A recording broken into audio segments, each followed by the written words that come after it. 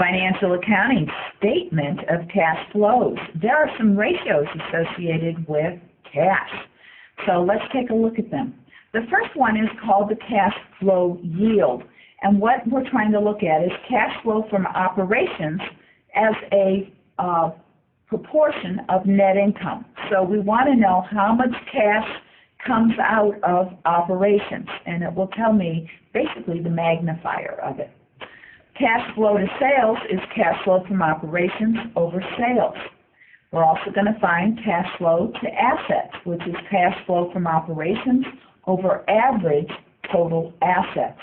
And finally, we're going to find the important one, free cash flow, which is cash flow from operations minus the dividends you had to pay, minus the cash that went out because you purchased plan assets versus the cash that came in because you sold plan assets.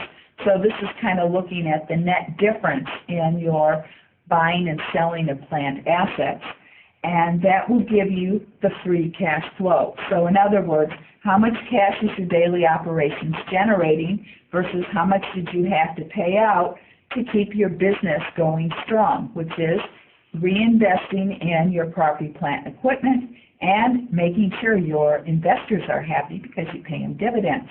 So how much cash do you have left over, free cash, to make a difference? We're going to do short exercise 2 to kind of push you through these numbers. So what short exercise 2 tells you is that your cash flow from operations are $360,000, and that our net income for this particular business was $180,000. So as far as looking at how much cash is yielded from your operations, notice 2 times as much. So twice as much cash is thrown off by your daily operations as your net income. Is that good? You bet. Now, cash flow to sales. Again, cash flow from operations is $360,000. Sales in this particular instance is $1,580,000. So, cash flow as a proportion of sales is 22.8%. Is that good? Well, it depends. What does it depend on? What your expectations are, what your competitors are doing, what you did last year. So I would need something to compare it to. So cash flow to sales. Next one is cash flow to assets. Again, cash flow from operations are $360,000. Average total assets, remember, is beginning of the year total assets plus end of the year total assets divided by 2.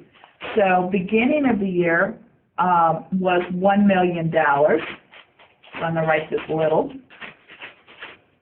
End of the year was $1.1 million.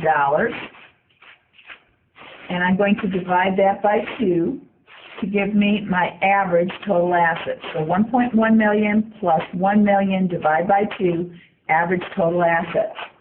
Divided into 360,000, cash flow from operations. Percentage-wise is 34.3%. Is that good or bad? It depends.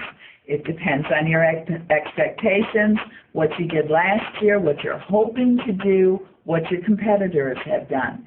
So again, I'd need to compare it.